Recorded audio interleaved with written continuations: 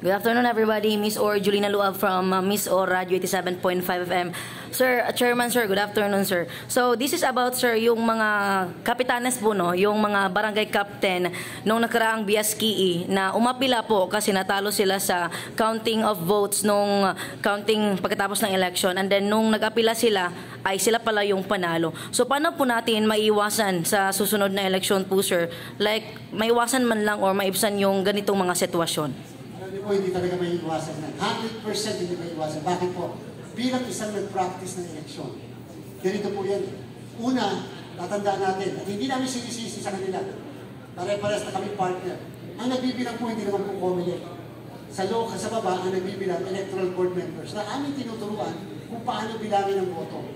Kahit kayo po nagbibilang ng balota, minsan mali ang appreciation nyo sa nakasulat. Halimbawa po, ang nakasulat sa pangalan ay Juan. Pero ang nailagay na pangalan ay Juan, na Juan O-N-E. Juan dapat ang pangalan niya. Nalagay Juan O-N-E. Question, ibibilang mo ba o hindi? Sabi ng teacher, hindi dapat ibilang yan, mali spelling eh. Diba? Pero pagdating sa korte, bilang yun. Same sound eh. Diba? So ano ibig sabihin? Nagkamali ba si teacher? Hindi. Mali lang interpretasyon niya. Intentional ba yun? Hindi. Kahit ano sila, pwede magkamali doon. Kaya ka nagpapanag-protesta dahil may mga maling bilang na mali dahil manual ang eleksyon. Meron nga, nakakita ko balota, pare-pare sa sulat. Bakit pare-pare sa sulat? Yung pala. Hindi pala butante talaga bumoto, isa lang ang nagsulat. Ang pinibaliwala lahat. Ang tawag doon, written by one. Pero, pagdating sa presinto, bilang lahat yun. Pero pag nag-protesta ka na, ilalatag lahat yung balota at makikita, bakit pare-parehas ito? Pare-parehas, written by one. Ang written by one, pwede ibaliwala ng korte.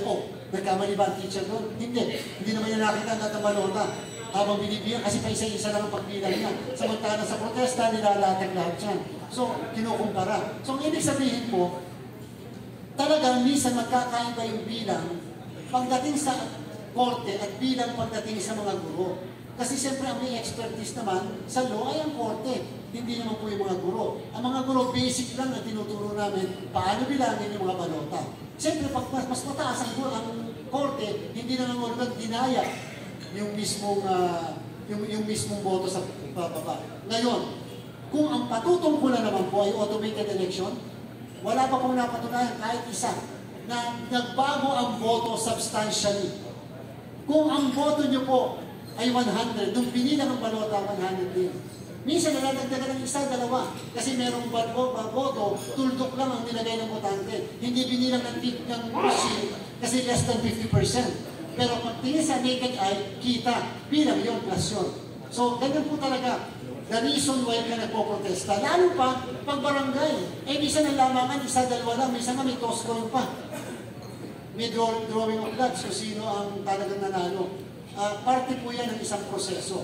Hindi po talaga natin maiiwasan. Sa Pilipinas, walang natatalo. Lahat, natatala. Ayan.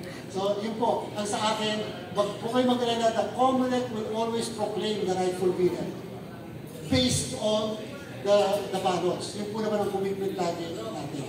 Thank you so much, sir.